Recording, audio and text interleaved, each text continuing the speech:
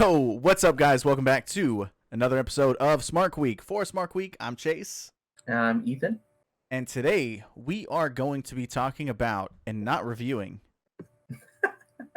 the headquarters Money in the Bank. I don't really know the official title for this, but we just kind of want to give our thoughts, talk about what the match was as sort of a follow up to our Money in the Bank analysis from last week.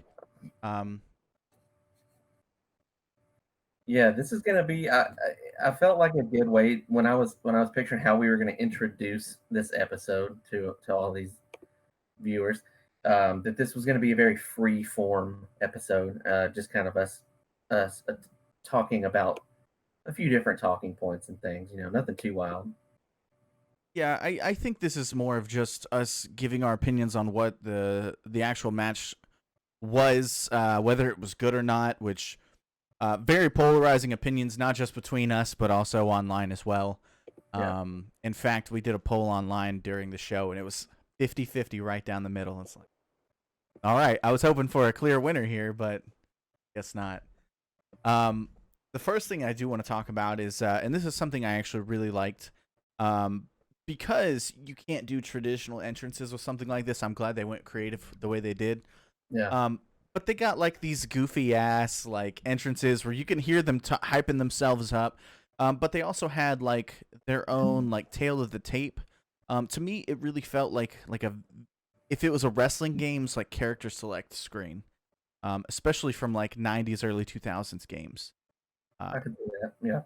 Yeah. I just thought that was a really nice touch.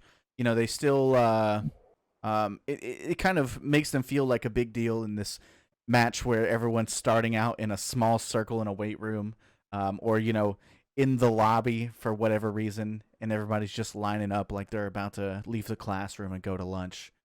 Yeah. I I thought I liked the women's entrance more just because I didn't know. I was like, are the men in just like a random workout room? Like where are they at? Um, I like the women's more. I like the Asuka being up on top. I thought that was Definitely. pretty cool. Uh, I got the same sort of vibe as you did about like almost like a character select screen. yeah, and Asuka's entrance was very in character for her, so I'm glad that they gave that to her. Dude, she was in like full form in Money in the Yeah, Bank. Like, really big fan of Asuka in general, but even more so on on the night of Money in the Bank. I Um, agree. so let's talk about some of the goofy shit since we're talking about Asuka. Obviously, she did the dive off the top, which like the dive itself isn't goofy, but for all of them to see her up there dancing and they're just like, we should stand here. For an excessively long amount of time, it was kind of like, what did you think was gonna happen? Uh, I don't know. It just kind of rubbed me the wrong way. Like I don't mind the suicide dive thing, but I think she should have caught their attention immediately and just jumped off. So I don't I don't mind it, but in general, I'm as you know, as we have discussed before, I'm just so sick of that spot. I don't gain anything out of the let's gather a giant group of people and jump into them, from the Roman Reigns flips over the top rope to any of those to, the Viking Raiders, Otis taking out a big group of people. I I just don't get down for it. It is what it is, but it's become such a played out spot that by default I just kind of tune out. Yeah. I think it And worked for her, but I think what really threw me off is the men started out in that small circle. If the women had yeah, done the same thing, they would have already been in a more realistic spot for that jump to happen, and not everybody looked goofy. Because not only did they wait through her dancing, but they waited for the bell to ring, and yeah, then she jumped. and when the very first thing I said too is I was like, okay, she goes up the elevator, right? I was like, why didn't they just get in elevators? Like why didn't they try to get in elevators? They immediately ran for the stairs, right? Well, there's a lot of logicals in this, and we can kind of get into that as we go. There's tons of logicals. It's insane. No, it's And airtight. It is airtight. this is WWE Cinematic Universe at its finest. So we get past some of the goofy gym spots. We got Otis dropping the barbell on AJ Styles, where he's like clearly pushing his chest up into it. Yeah.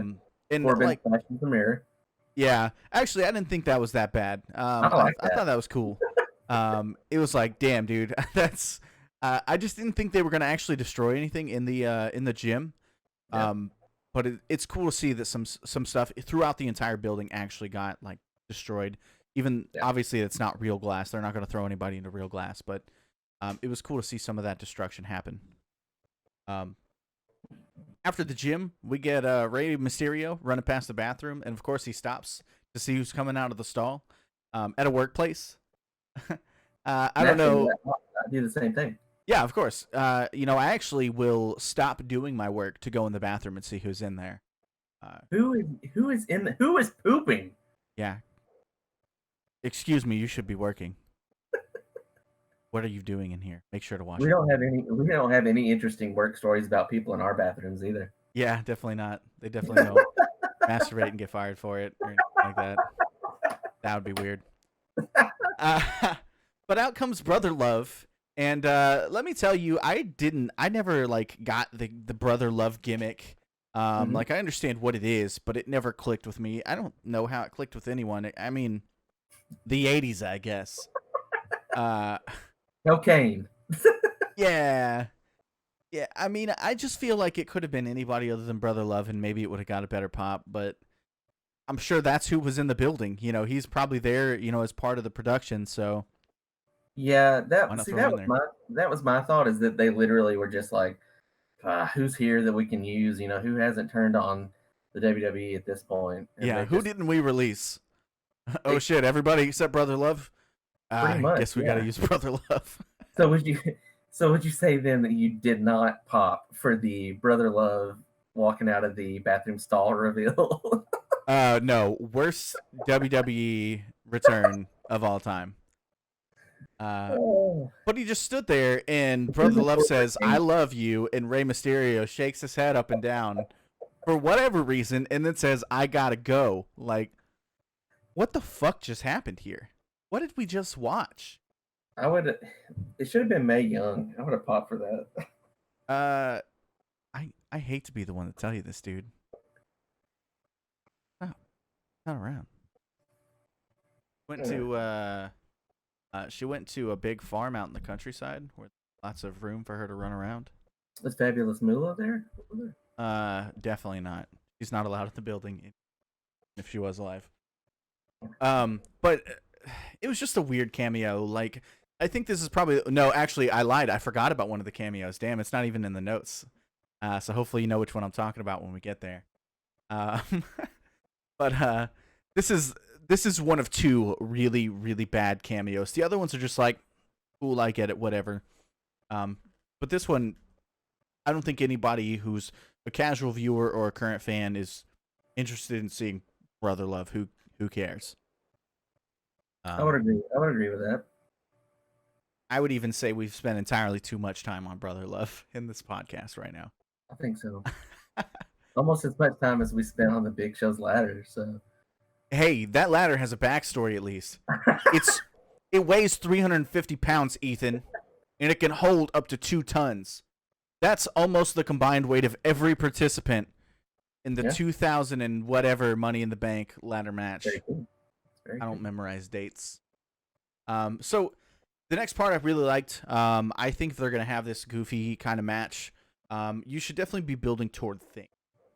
So the next part we get, we got AJ Styles wandering through the hall. He's looking for Rey Mysterio because Rey Mysterio refused to help him get the weights off his chest.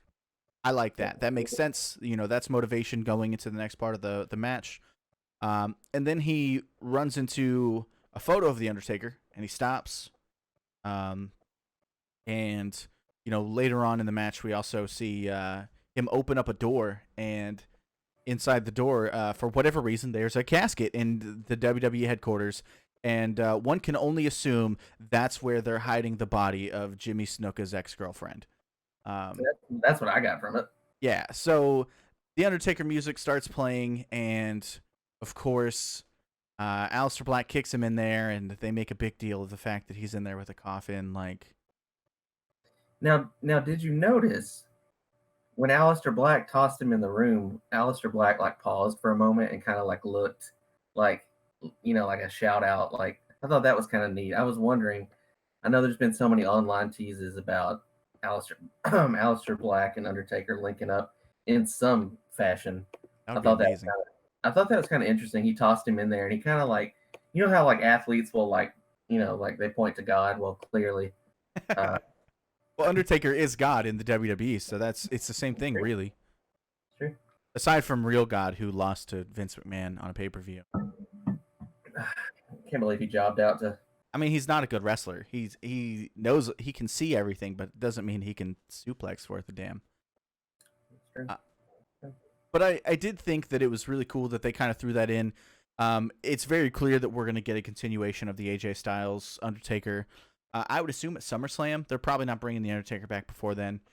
But if they do another like cinematic style match like they did with the Boneyard, I'm all in. I think Boneyard is pinnacle of their cinematic style so far. Yeah, I enjoyed Boneyard. I'm hoping it's going to be like a beach bum showdown. Uh, Dude, it's just an episode where they're both on Baywatch. Like, AJ Styles is the bad guy and steals a boat, and maybe it's just them eating hamburgers and seeing who can like eat one the quickest. Maybe it's like a like a Vince does like dog. food stuff, so could be that could totally happen. Oh, on that point, remind me to get to that later because oh god. That's on our notes. That's on our notes. Yeah, I don't want to skip that. I think Vince would be very pissed if we didn't talk about his favorite thing. Yep. The next up on our list here, Dana Brooke. What was she even doing in this match if she didn't understand the rules of the match? Yeah, about that. Yeah, I guess she for some reason thought that random briefcase was the actual briefcase. That was a very odd and the way that they edited Stephanie, clearly Stephanie is somewhere else Yeah, like talking to her. That was one of the worst parts of the whole thing, I thought. it's not even the same audio quality. So Like she's in a room that's echoing and it doesn't sound good, and like I don't know, it's just so goofy. that whole scene was just weird. And she's like, and get Nia, and she's drooling. I was like, what? Uh, I Yeah, don't, I way don't. to bury your monster. She got Yeah, knocked out so hard she's drooling. maybe she's the Not good next. at anything. What was Luke Gallows' character? Oh, Festus? Yeah, There dude. you go. Lady That's Festus. gonna make Okay. that Then they could bring Gallows back and they could Lady Fest. yeah, Festus and Lady Festus. What an intergender tag team that would be. The bell rings and they both just get aggressive as fuck. Just the bell ring, they just tear people apart. Oh god. God, what a terrible game. R.I.P. Luke Gallows. Man, but so she grabs this briefcase. Stephanie McMahon has to let her know, hey, this is the Money in the Bank conference room, you idiot.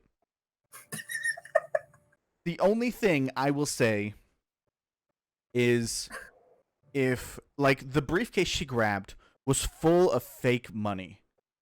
If Yeah. she had made some kind of comment about how she'd rather just have the money, and then Stephanie be like, the money's not real, you idiot, like it would have made her seem less dumb. It would have. I think the joke would have been funnier. They could have left the Nia Jax shit out. You know, she's on the floor. We get it. It's the thing is they made it sound like she's out cold, but she's in the next scene, so she got back up. It's Yeah. just unnecessary commentary. Yeah, and there was a lot of which we can get into later if we do. There was a lot of inconsistencies with the amount of damage dealt to people, how Yeah. long they were staying. There was a lot of weird kind of kayfabe issues going on with people recovering faster at some points than they did later. Yeah, Uh, and some people seemingly gotten taken out by like nothing. yeah, like, but my main takeaway though from that one last point about this room is she says this is the Money in the Bank conference room or Mhm. whatever, and that made me wonder. So, is that an actual room where people are just having meetings with a fucking briefcase hanging up above them the whole time? I'm sure, dude. I mean, think about where we work. Like a little insight into our lives. Our our building, all the conference rooms are named after Game of Thrones areas. So I'm sure Yeah, that's not an uncommon corporate thing. It's fun, it's quirky, and you're still gonna do work in there. and that's exactly what I related it to. I was like, okay, I get it. You probably have gimmicked, conference rooms, but a briefcase hanging up above me while I'm trying to talk, I'm not going to pay a damn word of attention to anything you say in that meeting because I'm going to be looking at this Yeah. briefcase. Yeah, I don't need to be in this creative meeting. There's the briefcase. I'm about to become world champion, and then you're all gonna Catching write me shit in, for boy. me. Yeah, and honestly, I wouldn't be surprised if the coffin that was in the room that they did the Undertaker style was actually in that room all the time. If there was just like an Undertaker conference room or like a casket match conference room, if it was like Oof. themed matches for the rooms, Whew. um, who knows, dude? I mean, it's Vince McMahon's child. All the Yeah, weird shit he's done to it. Think about the weird shit he's done to his actual children. So I'm sure that building is full of what the fucks also. Um, but so next up, we something I didn't put in the notes, but I do want to talk about. There is an area they walked into. It's like a hallway, but there's like an alcove in the hallway, and in the alcove, they made it look like an actual wrestling ring. And I thought that was a cool little area to shoot footage in. I am sad that nobody pretended to bounce off the ropes on the wall. hmm But I get why. I get why. That's probably too hokey. But it was a cool little area. You got Otis doing the yes chants and everything. Just a neat little area. Shit, if they had shot like half the match in this area, I wouldn't have been mad at it. Because I feel like there's a lot you can do with that. I would agree. I liked it too. I was a little bit upset that I've never brawled into that kind of room in a WWE game before. Yeah. So that's what we need. Obviously not in 2K20 because yeah. Is it 2K20 or 2K21 got 2K21? canceled because of how bad 2K20 was. Yeah, 2K21 then. Obviously Now we're they're not getting making that game, but 22 needs to have WWE headquarters and you can just run through it and kick the shit out of each other. Make it happen. Unfortunately, the one downside of this area was that behind a chair was a guy who was clearly not Doink the Clown. Um, this is by far the worst cameo. We gave Brother Love a lot of shit, but there's no reason for this guy to be here. Doink has, I think, 4 or 5 iterations, and this guy was none of them. He was less doink and more uh fanatic follower from the latest Joker movie is what I took it to. Yeah, It was strange. it was. Yeah, it's like, why does this have to be here? This has no point. It was 3 whole seconds they could have just cut out. Nobody was tuning in to Money in the Bank 2020 thinking, God damn, I hope we get a Doink cameo. If Doink isn't included in the Money in the Bank ladder match, why are we even doing this? Well, see, here's where you're wrong. I actually watch every WWE pay-per-view waiting for Doink. Yeah. That's the only reason I watch. So fun fact, Doink is actually I'm a big fan of like retro video games. Yeah. You know that, I'm sure some of our viewers do. I mean shit, I've got some on my wall back here, but in WWF Raw for the Super Nintendo, the only character I'll play as is Doink. Because of the whoopee cushion and because it's an arcade game, things are a little ridiculous. The whoopee cushion, he like balls them up and kicks them in the ass and they fly over the top rope. It's amazing. I refuse to play any other character. So Doink does have a place in my heart, but he does not have a place in this Money in the Bank ladder match. Mm. But yeah, easily the worst cameo of all of them. They were all cheesy, but this one just felt real out of place. Yeah. Next up, we get a scene where Paul Heyman is sitting at a table filled with food. Just Paul Heyman is sitting at a table filled with food. Mm-hmm. So are we led to believe that this dude is about to eat all this shit? Yeah, I think so, and I think we're noticing the same trend as who do we have that we've deemed essential that's in this building that we can get away with putting on camera. Yeah, And he's head of Raw, so Yeah, Of course he was there. exactly. Um, I guess that was supposed to be like catering almost. I mean, it's what it was set up like. Yeah, but here's the weird thing, like, why is catering in like catering makes sense to be backstage, like the craft food table. Why the fuck is there like a craft services just on a random floor in Yeah. WWE headquarters, especially in Well, the middle well, of the night? catering. Everybody knows that. Yeah, just 24/7, like the title. Um, yeah, It's where our truth lives. it's just bizarre to me. Like, and of course, like we all know why there was any food included in this match whatsoever. It's juvenile humor. It's the same shit you see in movies like Heavyweights, like Hook. These are movies heavily catered towards kids, and this is the humor that Vince McMahon has always had. I'm surprised nobody farted during the fucking food fight or peed themselves, because that's right up his alley too. Wouldn't it be hilarious if somebody took a bite of a sandwich and then they farted right on Nia Jax? That's good shit. Yeah. No, I mean, I think you pretty much nailed it. He's into the pooper scoopers and the you know, Gas masks. the gas masks, the dog food being poured on people. It's good shit. Yeah, getting shots in the butt, things like that. It's so Uh, funny. It's all good. I mean, just you know, kind of going off of that, the food fight thing. Just since I started watching again in 2016, I think they've every opportunity that they have had for a food fight, they've done it. So like, I remember Memorial Day, maybe a couple Memorial Day shows episodes, and then a couple Fourth of July episodes, I think as well. And they like at Thanksgiving, fucking Yeah. Thanksgiving as well. Almost always on Thanksgiving, somebody's getting hit with some kind of food. Yep. Even in the weddings, like somebody has to go through the cake. Like Yep. that's his humor. It's always gonna happen. Well, he thinks so he likes that kind of slapstick humor, but it hasn't been, relevant as a form of humor since. Yeah, not since we put audio into our movies. Yeah, Yeah, since they stopped being black and white and stopped starring Charlie Chaplin. But he'll uh, catch up someday. Good old Vince. he might not. He might. He might not. You're right. He probably won't. What year? What year? Hold on. That's a good point. Not to go too far off on a tangent, but what year is it in Vince McMahon's head right now? Uh, Judging by the way that he runs everything, Yeah. well, he just now like got to women's rights and stuff where they're actually Okay. being able to wrestle their own matches and Yep. put on decent stories. So I would say like maybe he's in the 80s. He's just now getting around to seeing Hulk Hogan rise to fame, which I think he'll really like. But yeah, that's Now a that whole nother story. That man is fucked up. Couple of shouts real quick for the food fight scene. Obviously, the food fight was childish. But we did. I thought the stuff with Otis was funny. If anybody should be eating food and making it funny, it's Otis. That's kind of been his gimmick the entire time.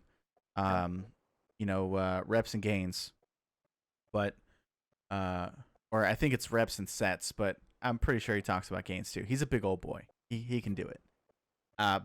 But shout out to Nia Jax, and I don't usually do this because I'm not a big Nia Jax fan, but the power bomb to Carmella, Carmella was holding on properly, like they took care of each other. The power bomb looked great. The table took care of what it needed to do. Awesome spot. I'm glad that was in there. Also, her who was it she threw into the soda machine? Was that Dana Brooke or was that also Carmella? I can't remember. There's one of the two. You chucked somebody back first into it, and that looked really good as well. Yeah, that was Dana Brooke, I believe. I'm pretty Okay. sure. I agree with you completely though on the power bomb. Looked great. It actually, I mean, I definitely popped for it. I was like, damn, like it looked. Especially the transition from the kick that she caught. She caught it, scooped up the other leg, and just put her through. I think this is the Nia Jax that we need to see more of in matches. Let her do things like that. Let her show off her physical strength, and maybe never do an overhead press ever again because the one that she did do looked terrible. Like, even with an edited match, you couldn't get a good take of that. It looked like she just dropped her, like Yeah. accidentally dropped her. Yeah, I agree. And this is the power bomb through the table is what took Carmella out of the match, right? I'm Yeah, she pretty was sure. not in the match at all after that, which See, now that makes sense. I can get down with that one. That one gets a pass. Yep. I think we skipped. I can't remember if it was before this match or before this scene or after. She like chokeslams Shayna Baszler into the wall, and that effectively takes Shayna out of the match as well. We don't see her after that. Yeah, that was after. That was after. So those are our two that were removed. I think the Shayna one is a little iffy. The Carmella one, believe it 100%. I did not expect to see her anymore rest of the night. Yeah, she was dead. She was dead. We get some fighting between Daniel Bryan, AJ Styles into Vince McMahon's office. Another really weird thing. It was like they literally went in there and stood up, and Vince McMahon just shouts "Get out!" and then puts Purell on his hands because I guess Vince McMahon is the only person in WWE that gets to properly quarantine and social distance. I think so. That makes the most sense. Or he was, Googling something on the computer that we didn't get to. True. Yeah. Like big, strong, muscular men in 1983. Well, he was writing something on a notepad, and big shout out to the Twitter account, Vince Googling stuff, because they tweeted immediately, "Who the fuck am I writing this letter to?" Which I thought was a nice touch. I thought that was really so. Great job to them for that. And yeah, it was just a weird scene. There was no purpose for it. Afterward, there was some good shtick between, Daniel Bryan and AJ talking about, oh, you really chickened out in there. And then, Bryan bites back with, what are you talking about? You're the one that said to put the chairs back after we already left. And Yeah. I liked the interaction, but like it wasn't needed. And the the cameo with Vince in his office didn't need to happen just to have like one punchline. Yeah, I was a little. The thing of it is everybody knew that eventually they were going to get into Vince McMahon's office, and I mean they'd even teased it. They'd said, "Who knows what'll happen? They may even brawl their way into Vince McMahon's office." So, kind of to the point that I made earlier about on WWE games, there's not a room like the one you were talking about with the ropes, the one that we thought was actually a neat design. Yeah. I have brawled into Vince McMahon's office on a video game several times. It's not always that, there. It's not that exciting anymore. It's kind of sad that he's just always there. So yeah, and notice he doesn't have like a big desk or anything. Like there's like a small conference table, and then like he has an alcove with his computer in it, like on the other side. Like if that's his actual office, it looks kind of pathetic. And I think it is because it has the T-Rex head. Yeah, it was in the Kurt Angle documentary. That was the office, so I'm assuming it is, unless it's a kayfabe office. Which I mean, it could be. They could have set up a fake office for it, but it's just so weird. Like I always pictured him just with a big like mahogany desk, just overcompensating in every way possible, in his office. But who knows? Maybe he's a simple guy with simple needs, like food fights and fart jokes. That's the name of his book, Food Fights and Fart Jokes, the tell all of Vince McMahon. God damn. With a foreword by Brother Love. So after this, we get a few seconds of sorcery from Baron Corbin. Baron Corbin says the words, "I'm going up to the roof." And apparently that's all it took. You just teleport to the roof after that. Hated it. That was one of my most hated moments. I could not. That was the cheesiest of the cheesy things that happened. The fact that he would look at the roof and say, "I'm going to the roof." Awful. Like that's all it took. Like, why did you guys make all these stops then? If you can just start. If it's just so easy to get to the roof that you just say it and then you're there. Like, obviously he didn't teleport, but obviously he knew. Like, this whole thing up to this point made it feel like there was some kind of exploration. Like they had blocked places off, and you're just trying to figure out the route that they opened up to get to the roof, but then all of a sudden Baron Corbin just knows. It's been long enough. No fucking around. We had the food fight. We interrupted a bunch of people's day. It's time to get up to the roof and win Money in the Bank. I'm going. It was like a referee telling two people in the ring that, hey, we got 5 minutes left. Let's go home. Let's get the match over with. That was almost what it was like. How do we end this match? Yeah, it just felt so silly. Like if you needed to get to the roof by that time, by all means, make your way to the roof, but show us. Don't just cut to it when you're on a random floor. Yeah, you make a good point, because I thought at the start, and this is kind of like watching a good movie fall apart, is it always makes sense at the start. They're always showing you what's happening and going into detail how people are getting from point A to point B. And then a lot of times, as in movies, a bad movie at least, your third act falls apart. You just, hey, we need these people to get into this location. How do we do it? Oh, fuck, I don't know. They're there. And that's exactly what happened in this match. It was like, it started out, we were watching them brawl through all these rooms and stuff. I thought the pace was cool. And then just, boom, rocket ship to the third act. Yeah, it felt rushed. Don't get me wrong, the ring stuff was cool. I'm glad that we got there and had enough time to do it. But this pay-per-view in total was only 2.5 hours. So it's not like they were rushed for time. They weren't like, well, shit, this thing can't be 4.5, 5 hours.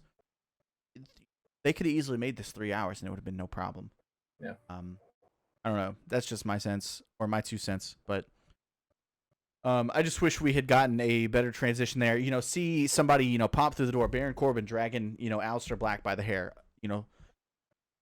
Pop open the door to the roof and throw him out onto the roof. And then, then we've officially made it to the roof. You can just cut there. You don't have to see everybody else come up one at a time. Yeah. But that's purely opinion. Maybe other people liked it. I thought it was poop. So we get the actual Money in the Bank stuff. A lot of cool exchanges. I love that Asuka winning was because she took Baron Corbin off. And it felt weird to see that at first. Because if I actually went back and watched it a second time. The first time I was like, what's in it for Asuka to knock Baron Corbin off the ladder? Like, they could both have won right then. But Baron Corbin actually is, like, grabbing at Asuka. Yeah. He's not hitting her, but he looks like he's trying to knock her off for whatever reason. So Baron Corbin's the idiot, and Asuka is a champion now. So suck it, Baron. I would also lump Baron Corbin into that category of not knowing how the match worked. Yeah. Him and Dana Brooke didn't read the cheat sheet beforehand. Why did Baron Corbin stop and start arguing with Asuka? Why couldn't he climb and get his? Did he not know which briefcase was which? If that's the case, okay, But otherwise, just climb up and grab yours. Yeah, you could have had dual winners. Like, obviously, kayfabe, you could have had dual winners, but it just seemed weird for him to try to, like, grab at her while she's just getting her own Money in the Bank briefcase. But I don't want Baron Corbin to win anyway, so I think that's A-okay. So we're not doing a Baron Corbin episode? I fear that one day it may come to that. God. Yeah, I think we'll both just be sick that week. But so we get some good back and forth. Everybody gets their stuff in the ring. Obviously, Otis, just like before, he's trying to climb the ladder and the rungs are like breaking. When this was happening, dude, I'll be totally honest, I thought we were gonna see the Big Show ladder. I was like, yes. I thought we were gonna get it, dude. I was like, it's finally time for the Big Show ladder. I was about 8 seconds from calling you on the phone if that happened. Talking on the phone, so that shows how important that would have been. Dude, if it had showed up, I would have blown up your phone. So just know that feeling is mutual. We pop hard for the Big Show ladder here on the Smart Week podcast. Get over it. But no ladder. He decided to just kind of play it cool, and I guess hope that somebody would drop it. That would never happen though. So whatever, we'll get to that later. And then, of course, Baron Corbin takes it upon himself to throw not only Rey Mysterio, but also Aleister Black off the roof. Yep. I like. I say the word like. I don't think the word like is right. I think it's funny that they left in the sound of them hitting the mat, like 3 seconds after they were chucked off the roof, as if to say, "Hey, they didn't fall that far." There was so much with this that I just didn't get, because in a match of this nature where you're going, above and over the top for everything, I literally missed him throwing. He throws Ray over first, right? And it was quick. It was Yeah, really quick. I literally, I looked down for 1 second, like I looked over at Heather, and I looked back, and he was like, Corbin's looking over the edge, and I was like, wait a minute, did he just throw somebody over the top? Like, I felt like there should have been a build up. Yeah. It was almost like, like if you're gonna murder somebody by throwing them off a building, you don't just casually just chuck them over like you're tossing them over the rope. Yeah, I think there should have been some kind of build up. Have them be up on the ledge, and have them do the wobble spot, and then have Baron Corbin just fucking annihilate him. Yep. I don't know. Do like man, imagine if he could like deep six them somehow off the side. Yeah. I think that would be cool. I think there were other ways to do this. I didn't hate the way they did it, but I do agree it was quick and there was almost no drama into it. There was no build up. It's funny you say that you missed the Rey Mysterio one, because I actually missed both. I was ordering DoorDash for my wife and I, and I looked up and the match was just still going. So I was like, okay, cool, I didn't miss anything. And then I started to question, like, where are Aleister Black and Rey Mysterio? So after the match ended, I went back and I was like, oh shit, he chucked him off the roof. Like, okay, all right. But I think this ultimately comes down to them like thinking they were pressed for time. That's the only thing I can come up with between this and the rush to the roof. I think both would have had plenty of time to do proper builds. Properly building, chucking somebody or even two people off the roof, I don't think would have taken that much more time. Another 15, 20 seconds, and you could have really made that something special. Yeah, I thought it definitely had potential, especially since you had people kind of hinting at it, that it was a possibility. I thought it would be brought up, built up more. I would have liked a wobble spot. I could have got down with that. I don't know, or even like what if Ray teased doing like a Hurricane Rana to Baron Corbin off the side, and then Baron Corbin then reverses it into a power bomb off of it. Like, you could have made Baron Corbin look like a badass murderer, but instead it was just so casual and quick. I don't know. I didn't hate what they did. I just think it could have been more. I'm with you. And then of course, to finish it all off, we have Baron Corbin and AJ Styles up at the top fighting over the briefcase. AJ Styles gets it off because Elias hits Baron Corbin in the back with a guitar. Thank God Elias showed up. Again, I absolutely did not want Baron Corbin to win this thing. I don't need to see him as Money in the Bank winner or as champion or as anything else ever. Why was Elias on the roof though, and why did he have a guitar? Well, Elias always has a guitar, so I'm not super worried about that one. But they said that he was up there because like he wanted retribution, I guess. And I haven't been watching a whole lot of like SmackDown because a lot of their shows are like review stuff and old episodes now, so I haven't been doing a great job of keeping it. But I guess they're feuding right now. Him and Corbin are feuding, so it was a way to get back at Baron Corbin. So was Elias like hiding in the trees, or just? I mean, like, he could have just come up the stairs. Apparently, it's really easy to get to the roof. he just walked in the lobby and went, I want to go to the roof. Yeah, it's like a video game. There are checkpoints. Like, oh, hey, you have to go to the cafeteria. You have to go in the Money in the Bank conference room. You have to go into Vince's office. Now the roof is unlocked. You can just go up there. Elias waited till they unlocked all the doors. It's like a Family Guy flashback. You just walk in and you go, remember that time we went to the roof? And then and then you're just on the roof. Yep. Love it. Love it. Oh, man. But because Elias interferes, AJ Styles grabs the briefcase. And this is sort of weird, but I don't know. I don't hate it. I kind of hope that we get a mini feud out of it. Mhm. But AJ Styles grabbing the briefcase has Butterfingers, probably from the food fight, Yeah. probably literal Butterfingers, and drops the briefcase, and Otis grabs it. And that means Otis is the winner of the 2020 Men's Money in the Bank. Yep. Asuka and Otis winning, I don't hate those choices. I never thought I would see Otis win this thing. Yeah. But honestly, our biggest complaint last week when we were talking about it was the fact that they don't create new stars with this thing. Here's Yeah. the chance. Whether they do it or not is up to them, but here's the opportunity. Here's my worry. So I hope you also recall from last week when I said I can see Otis winning it and then turning the briefcase into something like a cheeseburger. Yeah. I But, hope they do.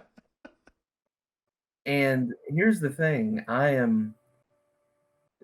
the likelihood that they turn this into some sort of food or grill gimmick or something where he carries around steaks in this thing is very high. Um, I'm Yeah, I'm or cake. I'm worried Cake because inside. exactly. I'm worried because going back to our last show when we talked about them almost doing it to sort of them putting having somebody win almost as just like a to appease the fans, because Vince McMahon wants to get it out of the way. For some reason, Vince has the mindset that if you just give the fans something, you can get it out of the way and move on to something else, which does not make any sense. But I'm almost afraid that that's what this is, and that this is give Otis the briefcase, and he's either going to fuck it up somehow by getting beat so they can put it on, Bobby Lashley or somebody else or something like that. Yeah. My only consolation in this whole thing is well, there's two. Obviously, the first one is that it's Otis. Otis is great, and regardless of whether or not he eventually loses it down the line, I think Yeah. he's gonna do some really funny and some really some things that get over on the way to whatever it is. Yeah. But I the would other agree. thing I think is usually when it's just a throwaway win, you can tell. Guys like Kane, who cashed it in the same night. If you were to give it to, say, AJ Styles or even Yeah. Baron Corbin again, Daniel Bryan, I would say that they had no plans going forward. They were just going to wing it. But if you're going to give it to a guy like Otis, I would like to think, and this may just be me being too optimistic, I would like to think they have a plan for it. They have an idea going forward. It's probably going to involve Mandy. Um, that's fine. I think that together they can do a lot of really great things, and I don't think Otis doesn't work as a world champion. I just think you need to build it up, and he needs to stop doing the Caterpillar. The Caterpillar So is not a world champion's finisher. I think part of it that has me a little worried is arguably what I would say one of the, and most people I think would agree, one of the better storylines of the last year was Mandy and Otis. Definitely, yeah. They the woman who came up with that idea and wrote that storyline basically was let go. They released her. So I'm like, Otis's main kind of his best story, and now you have him win. So I don't know. It depends. I would agree with you because it depends on what they do with it. Yeah. It depends on who's booking it. And if Vince McMahon is in charge of what happens with this, then I think we both know where it'll go. Yeah, that's gonna be bad. It's gonna be a failed cash in. He's probably gonna do some goofy shit and try to cash it in like first thing on Friday, and Braun's just gonna squash him and be done with it. That's the end of the Money in the Bank for him. If it's a Vince McMahon project, if it's somebody else taking it under the wing, we could see a real build with Otis and then an eventual win. I think that would be really cool. But we got to get Otis away from the Caterpillar. Like he can do the Caterpillar and something else, but I firmly believe The Rock wouldn't have gotten over with just the people's elbow. Like you still have to have a move that looks devastating leading up to it. Yeah. It's just that's the shine. You got to have a little bit of muscle in there. I could see Otis. I think they would have to definitely kind of portray him as kind of that old school wrestler. The bigger, And I'd be cool with that. the And he's bear. got Tucker in his corner. The thing is, he's a massive baby face. There's no reason for him to ever turn on Tucker or Mandy. So he's got it almost like he didn't even have to build the stable. It just exists. It's there already. Yeah. So if that's the case, let that play out. do it well. You could have this like very country guy who he looks very unconventional, but the dude is ridiculously strong. Show that off. Make him look like he's just this secret badass that's just been hanging out in a tag team for a while. I think you're onto something there because I think that would kind of be a cool angle to capitalize on the fact that hey, nobody's really taking this guy seriously thus far. We kind of thought he was a comedy act, Yeah. and Jesus, he can actually throw down. I think that would be kind of a cool angle to take it, and also a good route to go if you do plan on trying to develop his character as somebody that could realistically cash in and win. Yeah. I would love to see that. So, having said all that, though, it's gonna be a briefcase full of cheeseburgers. yeah. Whatever, dude. I've bought actual briefcases full of cheese, but well, they were cardboard briefcases, but White Castle has the Crave case, and I have purchased many a Crave cases in my college years. That's a good point. For those of you guys listening at home, I don't want you to think there's any sort of like sexism or anything coming across because we're not talking about Asuka's victory and what she could possibly do. As of us recording this, Asuka's already women's champion, and we all know she's great, so there's nothing to talk about. She's going to kill it until they decide to take it off of her. Who knows how long that's going to be. I think she needs a good extended run. Agreed. Yeah. Because she definitely, I think she's been one of their most talented women's wrestlers from the start, and she's kind of checked a few things off the list. Well, pretty much everything, won the Royal Rumble. She's been the SmackDown champion. I think she needs that good kind of reminiscent of what she did in NXT run. And I think that's what we're about to get. I think she's going to be a massive babyface now.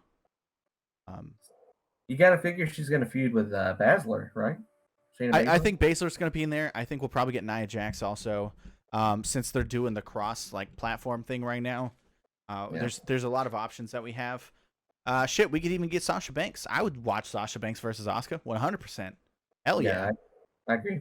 But I think we're about to see a big change to the Asuka character. I mean, it's a very good sign that when they found out that Becky Lynch was on her way out, they said, "Hey, we got to give this thing to Asuka, and she's going to be our champion." For it to be like, "Hey, we need an immediate replacement, somebody who can shine the way that Becky Lynch does," and they pointed to Asuka, that says a lot. Yeah. Hopefully, they take it seriously. Otherwise, Carmella will beat her in 2 weeks, and then Carmella will be Raw Women's. Who knows? Yeah, see that. Well. Final thoughts, dude. What did you think about this Money in the Bank? So, I thought it was silly. Above everything else, that's what I was just kept texting you. This is just so silly.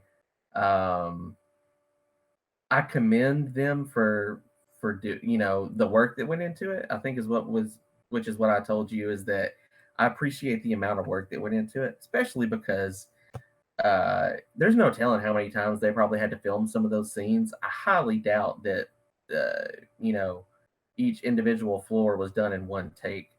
Definitely not. Yeah, there's no way. They probably spent quite a bit of time doing this, and then you got to think of the people that had to try to edit it together, and who knows what kind of footage we ended up with that they're having to go through and try to salvage.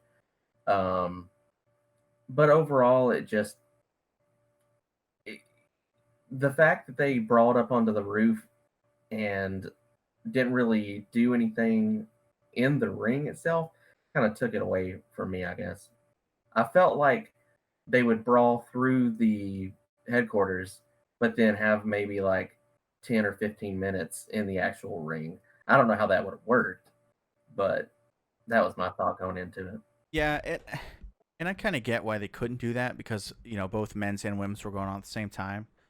But I agree. I thought there would be more ring stuff since they bothered to even set up a ring on the roof. I thought there would be more going on there. Ultimately, I was not a fan. I like the idea behind cinematic stuff, and I was a real big fan of the Boneyard match. I even liked the stuff that Wyatt and Cena did on night 2 of Mania. But it was a lot of filler. There's a lot of filler stuff that didn't need to be in there.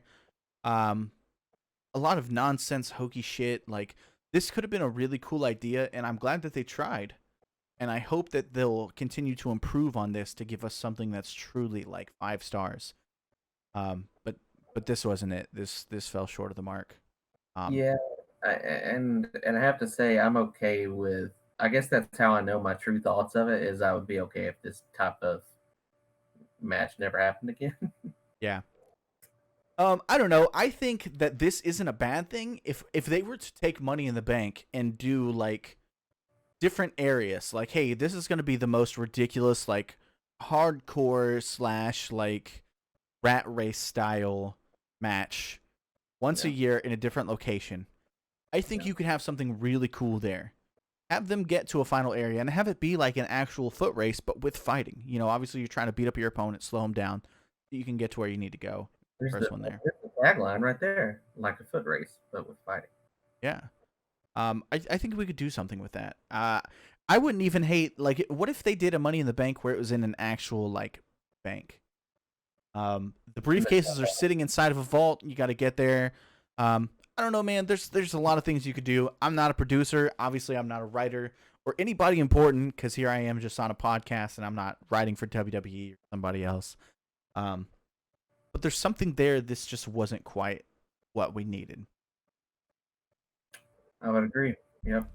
All right. And we're going to finish this episode off with another mailbag. We feel like got a we- couple questions here. I'm going to let you go first on both because I've already answered mine. I read the question, so I was like, well, I might as well think of answers. Actually, I'll go first if you want, so you have time to think of your answer. That seems fair. Let's do it. All right. So first up on our mailbag questions, and you guys can send these to us on our Twitter at SmarkWeek. Just follow us, shoot us a DM. We'll make sure to add those. You can even tweet them at us. But the first one we got is, who's your dream opponent for Drew McIntyre?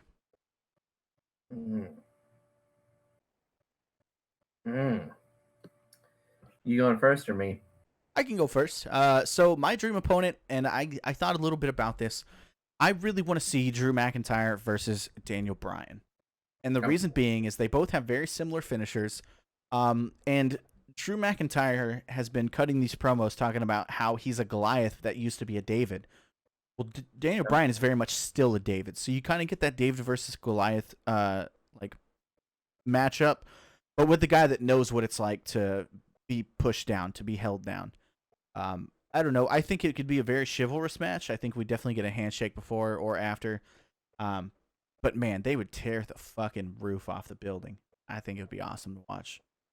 So I would agree with that. So are we talking only in WWE? Dream match could be anybody. I almost went Shawn Michaels, actually. Shawn Michaels. I would probably say, you know, it's not really fair because every dream match, I just want to say Okada. Like, because, hey, I would love to see McIntyre and Okada. That would kill. yeah, I want to see Okada wrestle everyone. No, so I would say Kenny Omega, man. He's my favorite wrestler. So dream match, Drew McIntyre, Kenny Omega. Give me that for 30 minutes. I'll take that all day. Just think. I wish I had an answer that wasn't like. I wish I could give this thoughtful, in-depth answer, like all these people saying, "Let's do Heath Slater. Have Heath Slater come back, and I just want to see a good quality match." Yeah, just a badass match. I think that's all you need. Like, Drew McIntyre is the kind of guy that doesn't really need these big storylines. He doesn't need, a love interest to get involved or, somebody to double cross him or anything like that. He's just a badass. Just let him be a badass. And honestly, man, his first two last night's wasn't a title defense, but his match against Rollins and then against Andrade last night, like he is killing it. Like, yeah, and it's not he's surprising. Good.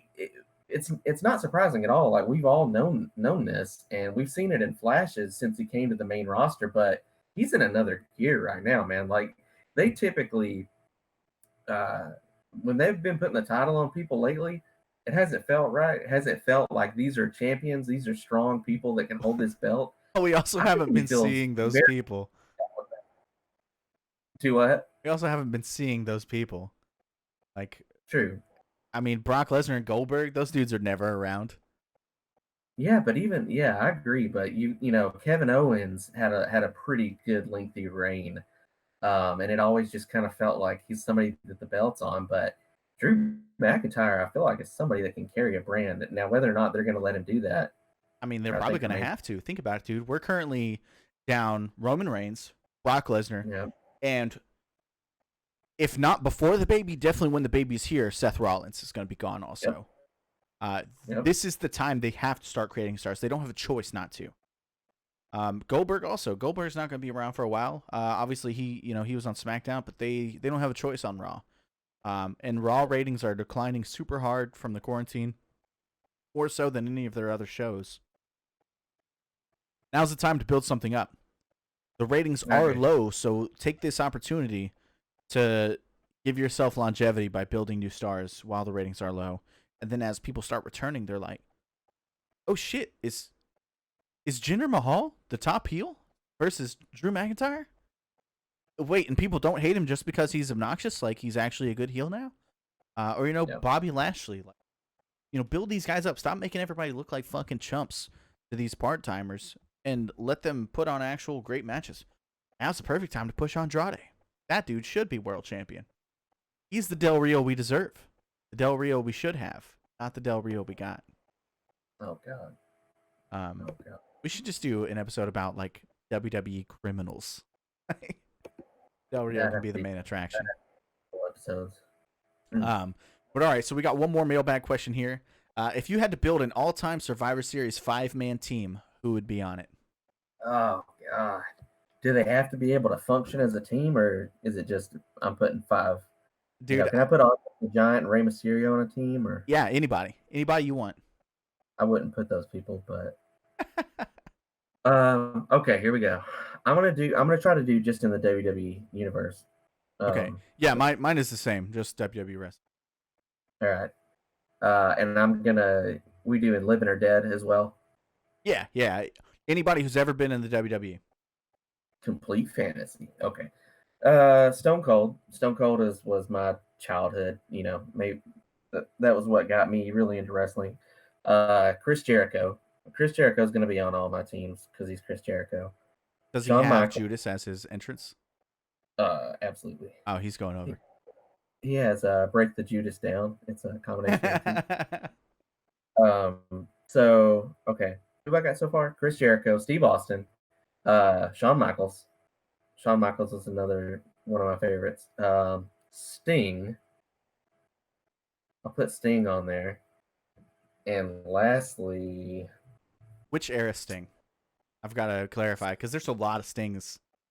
Done a so lot of Sting for me was the Crow makeup. That was what I cut my teeth on growing up. So like main eventing Starrcade Sting. Yes, 1997 against Hulk Hogan. Yep. And my last one. Oh man, Kurt Angle. I gotta go with Kurt Angle. Angle would be a really good one. He's gonna be the glue that holds that team together. Yeah. So, I had one very strong thought process going into this, and that's I want this team to win. But here's who I built. Edge is always going to be on my teams. He's my favorite wrestler of all time. But after that, dude, we're going strictly kayfabe. John Cena, Brock Lesnar, Roman Reigns.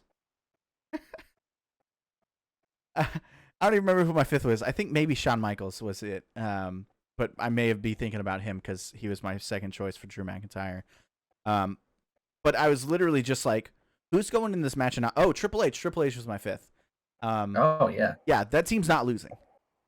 No, it's impossible. Edge may be the only one that gets eliminated. That's the okay. Here it is. If so, Edge is your he's just kind of your choice because he's your favorite, not because he necessarily goes with the over. Nah, he loses all the time. Yeah, everybody else is gonna pull him into the W. So your fifth is Hulk Hogan. I couldn't bring myself to do it. I mean, Sorry. if you need a team of 5 guaranteed to go over. True. I don't know. Personal politics, like I can't put Hulk Hogan on my team. You can't even work for my company. Like, get out of here. Oh man. But all right, guys, I think that's gonna do it for this week. Make sure to follow us on Twitter at SmarkWeek. And if you like the shows, you can support us at patreon.com/SmarkWeek. And there's a lot of nice little perks there, so go check those out. And we would love to hear from you guys. Make sure to shoot us mailbag questions. And yeah, for this week's episode, I'm Chase. I'm Ethan. We'll see you next time.